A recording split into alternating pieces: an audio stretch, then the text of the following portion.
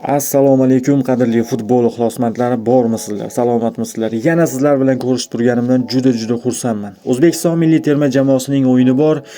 Qatar bilan bo'ladigan o'yini bor. Butun xalqimiz kutayotgan o'yin bor. Nima uchun xalqimiz kutyapti? Ya'ni o'sha kuni Birlashgan Arab Amirliklariga maydon tashqarisida turib ham bir necha ming muxlislar kira olishmadi-da. Bu yerda endi o'sha butun xalqimiz futbolchilar bilan birgalikda o'sha jahon chempionatiga chiqqanligimizni to'laqonli bayram qilishmoqchi. Qatarliklar Toshkentga yetib kelishgan, ular ertaga matbuot anjumanida qatnashishadi. 10-kuni o'yin. O'sha o'yinda qatarliklar bizni yutishmoqchi do'stlar. Qatarliklar shunaqa motivatsiya bilan kelishyaptiki, O'zbekiston milliy terma jamoasini aynan bayram qiladigan uchrashuvda mag'lubiyatga uchratishmoqchi do'stlar. Julian Lopetegui boshchiligidagi, Akrom Afif boshchiligidagi qatarliklar shunaqa reja bilan tashrif buyurishgan Toshkentga.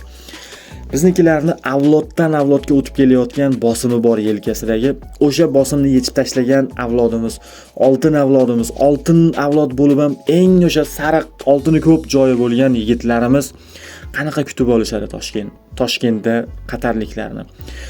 Bizni alamli ravishda 2 marta mag'lubiyatga uchratishgan. Biri Osiyo Kubogida penaltilar seriyasida, ikkinchisi so'nggi daqiqalarda. Hattoki o'sha hakam tomonidan qo'shib berilgan daqiqalarni ham tugatib bo'lganimizdan keyin o'sha O'tkir Yusupov o'zining darvozasidan gol olib chiqqan, alamli gol olib chiqqan. Shu ikkita uchrashuvdagi alamli mag'lubiyatni ham baribir chiqarishimiz kerak-ku qaysi joyda. Qatarliklar bilan shu Toshkentda bo'ladigan o'yinda chiqaramiz do'stlar, ishonavering do'stlar.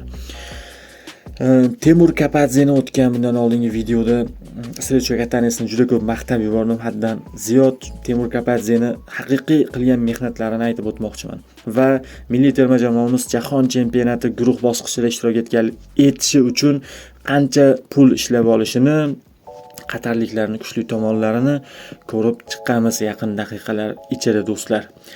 Bundan oldin o'zbek futboli oqimi boshqa tomonga qarab o'zgarganligini sizlarga aytib qo'ymoqchiman. Bu meni ochig'i xursand qildi.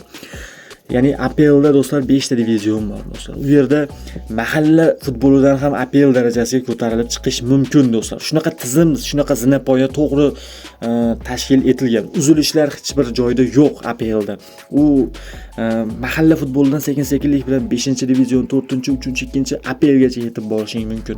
Shu narsa O'zbekistonda endi urug'i qadalishni boshlandi, to'g'ri ishlashni boshlanibdi do'stlar. Meni juda xursand qildi do'stlar.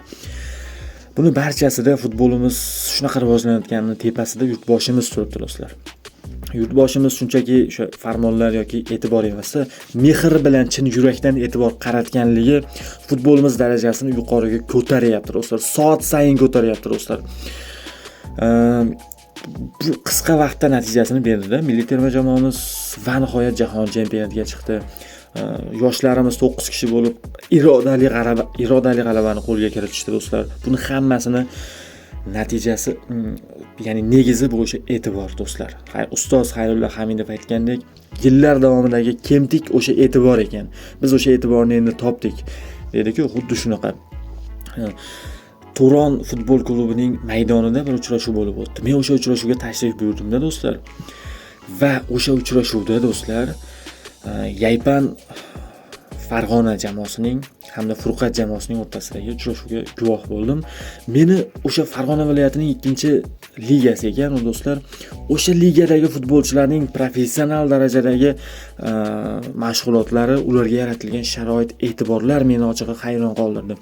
O'sha stadiondagi aura meni hayron qoldirdi. O'zini suyuklalarini qo'llab-quvvatlash uchun kelgan muxlislar 90 daqiqa davomida tinimsiz qo'llab turganliklari meni hayron qoldirdi do'stlar. Ya'ni o'sha APLni eslashimiz kerak-da.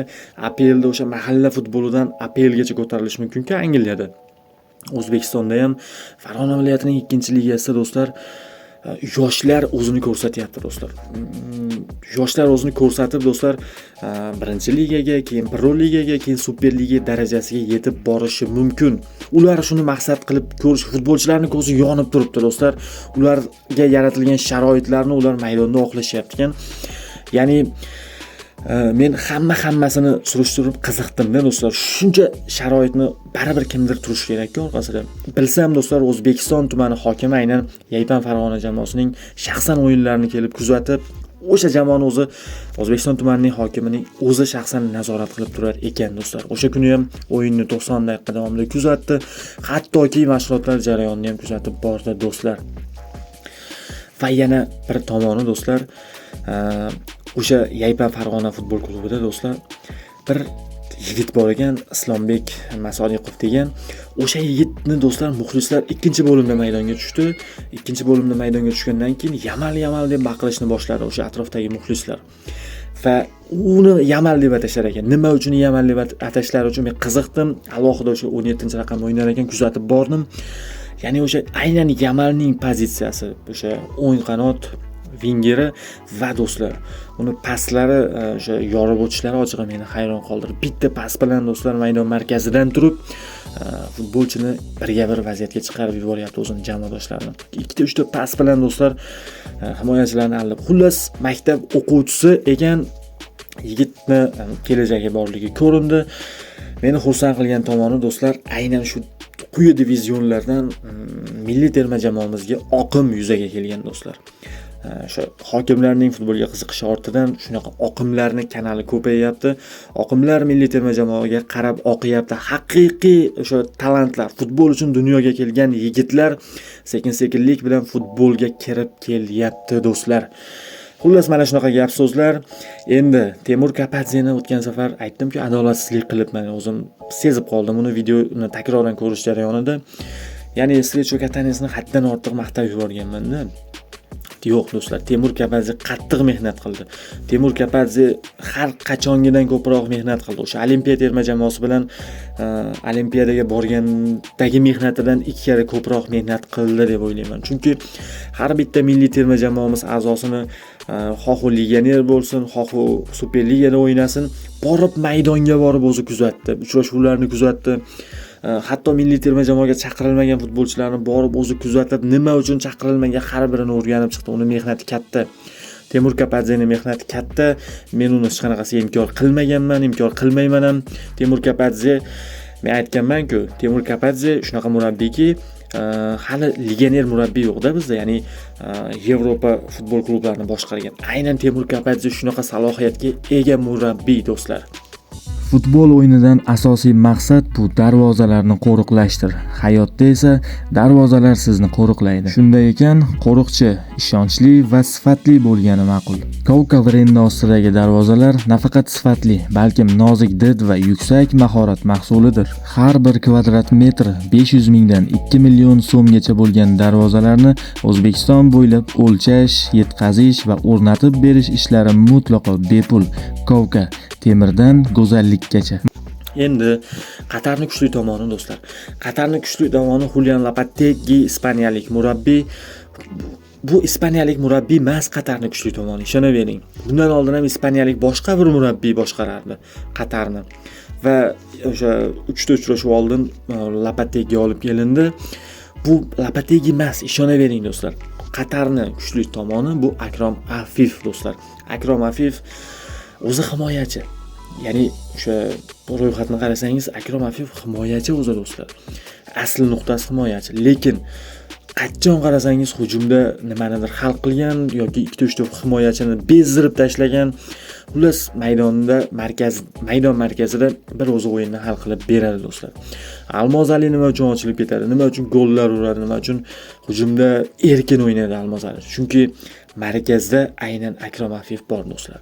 Akrom Afifni qo'riqlash uchun 2-3 ta futbolchini qo'yish bu noto'g'ri do'stlar. Unga 2-3 ta futbolchi biriktirilganda boshqa futbolchilar aynan Eronni shunaqa yutdi. Kecha qizil kartochka olganda, undan oldin Shimoliy Koreyani xuddi shunaqa yutgan. Akrom Afifga futbolchi biriktirilgan 2-3 ta futbolchi va qolgan futbolchilar bo'sh qolib ketishgan do'stlar. Ertangi o'sha bo'ladigan o'yinda hech qanaqa Akrom Afifga futbolchi biriktirmasdan o'sha ya'ni o'ziga shaxsan bitta futbolchi biriktirish kerak Akrom Afifga, lekin 2-3 ta futbolchini u bilan band qilishni umuman keragi yo'q. Chunki Almozali o'tgan safar Qatarda bo'lgan o'yinda bizni dubl qayd etib jazolab ketganligi hammani esida do'stlar. Xullas, Akrom Afiyev shunaqa futbolchiki, shunaqa talantki, bizda Abbosbek Fayzullayev qanaqa yorib o'tsa, Afiyev shunaqa. Bunga chidab turib berish kerak do'stlar.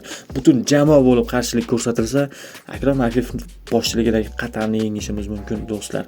Juda tezkor ispan futbolini osiyolashtirgan Qatar bo'ladi do'stlar. Umuman ispan mutaxassislarini olib kirgan. Xullas, hammasi hattoki o'sha futbolchilarni choy ichadigan piyolasi ham menimcha Ispaniyadan keltirilgan bo'lsa kerak ularning do'stlar. Xullas, mana shunaqa gap so'zlar do'stlar. Endi O'zbekiston milliy terma jamoasi jahon chempionatining guruh bosqichida ishtirok etganligi uchun do'stlar $9 million ishlab olar ekan. O'sha boshlanganda FIFA to'lab berar ekan $9 million. Ya'ni 48 ta jamoaning har biriga FIFA $9 million dan to'lab berar ekan do'stlar. Agar guruhdan chiqsa $13 million ga aylanar ekan u va oshib ketaveradi do'stlar. O'sha 1-16 finalga chiqsa $15 million, 1-8 ga chiqsa $17 million, 1-to'rtga chiqsa $20 million summa ko'tarilib ketaveradi do'stlar. Va men o'ylaymanki, milliy terma jamoamiz guruhdan chiqishni uddalaydi. Bu potensiali bilan, bunaqa bosh murabbiyi bilan, bunaqa muxlislari bilan do'stlar. Va yana bir meni xursand qilgan tomoni do'stlar, oxirgi paytda e'tibor bergan bo'lsangiz, Instagram, umumiy ijtimoiy tarmoqlarni kuzatsangiz do'stlar, qirg'iz qarindoshlarimiz, qozoq qarindoshlarimiz do'stlar juda faol bo'lib ketishgan. O'zbekiston milliy terma jamoasining jahon chempionatiga chiqqanligidan, ya'ni Turkmanistonlik o'sha qarindoshlarimiz, xullas hamma Markaziy Osiyo, butun tojikistonliklar, hammasi bunaqa videolar soni juda ko'payib ketyapti do'stlar. Odamni juda xursand qiladi bu narsa do'stlar. Ya'ni O'zbekiston milliy terma jamoasini meni terma jamoam deb qabul qilishyapti ular do'stlar. Bu juda insonni xursand, har birimizni xursand qiladigan vaziyat bu do'stlar. Va ular Amerikaga borishmoqchi milliy terma jamoamizni qo'llab-quvvatlash uchun. Har bir futbolchimiz tarkibini yoddan bilishadi ular do'stlar. Bu juda xursand qiladigan holat, shuni aytib o'tmoqchi edim. Endi bir yuk bor do'stlar. U yuk nima desangiz, o'sha boya aytganimdek, avloddan avlodga o'tib kelayotgan jahon chempionatining yuki edi do'stlar. Biz chiqa olmasdan har bir futbolchiga baribir shu bosim o'tganda do'stlar. Shu bosim ostida yillar davomida futbolchilarimiz harakat qilishgan. Va shu bosim olib tashlandi. Endi xalqimizning ko'z o'ngida ular millat qahramoniga aylanishdi jahon chempionatiga chiqib. Ular xalq qanaqa olqishlar bilan kutib olishini o'sha kuni maydonda ular bilib turishibdi. O'yin tugagandan keyin o'sha avtomobil prezident sovg'alarini qabul qilishlarini ham hammasini bilib turishibdi do'stlar. Shunaqa vaziyatda futbolchini bor o'sha ichidagi salohiyati yuzaga qalqib chiqadigan vaziyat bo'ladi. Ya'ni futbolchining potensiali yuzaga kelib chiqadi do'stlar. Potensial agar futbolchida bo'lmasa, misol uchun bundan oldingi o'yinlarda ko'rdikki, O'zbekiston milliy terma jamoasi asosiy natija uchun o'ynaganligini hamma sezib turibdi. Mayli o'sha Eron bilan bo'lgan 2-2lik durang o'yinda qanaqadir ikkinchi bo'limda hujumkor o'ynagandirmiz, lekin undan tashqari boshqa o'yinlarda men ko'rmadim, ochiq hujumkorlik bilan raqibni ezib tashlaganimizni ko'rmadim do'stlar. Qizil kartochka hisobiga majbur bo'lgandirmiz oldinga o'tishga, lekin zarbalar bilan, ketma-ket hujumlar bilan, yorib kirishlari bilan raqibni ezib tashlaganimizni ko'rmadim shu kungacha. Va ertaga shu narsa kuzatiladimi, yo'qmi? Srechko Katanesning kitobi yopilib, Temur Kapazning kitobi va nihoyat ochiladimi, yo'qmi, shuni ko'rib boramiz do'stlar. Ertaga matbuot anjumanidan keyin ikkala jamoaning bosh murabbiylarini umumiy kayfiyat haqida va o'yin atrofidagi chiqib kelgan yangi gap so'zlar haqida bir video tayyorlayman. Kuzatib boring meni kanalimni do'stlar. Yana bir gap do'stlar, o'sha Birlashgan Arab Amirliklarida juda ko'pchilik qiynaldi do'stlar. Tan olishimiz kerak, muxlislar qiynalishdi. Hattoki futbolchilarga Afrika tomonidan bosim bo'ldi, qanaqadir o'ziga xos, ya'ni o'sha doping borasida. Bu narsalar yana biz bilmaganlarimiz bor. Hali biz bilmagan, biz hali bilib hayron qoladigan narsalar bor. Bo'lish kerak bu narsalar do'stlar. Jahon chempionatiga chiqish osonlik bilan bo'lmaganligini hali biz juda ko'p ko'ramiz do'stlar. Bu narsalar endi sekin-sekin so'tingandan keyin qalqib chiqishni boshlaydi hammasi do'stlar. Ya'ni futbolchilar gapirishni boshlaydi intervyu jarayonida yoki o'sha joydan kelib olgan muxlislar gapirishni boshlaydi sekin-sekinlik bilan. Hammasini endi sekin-sekin ko'rib boramiz do'stlar. Ochig'i ertaga bo'ladigan o'yindan Katta shou kutyapman men do'stlar. O'zbekiston milliy terma jamoasi o'sha tarixda Odil Ahmedov, Server Jeparovlar davrida 5-0 hisobida, 5-1 hisobida mag'lubiyatga uchratgan o'shanaqa shou bo'ladigan o'yin deb kutyapman buni do'stlar. O'zingizni ehtiyot qiling, ko'rishguncha salomat bo'ling.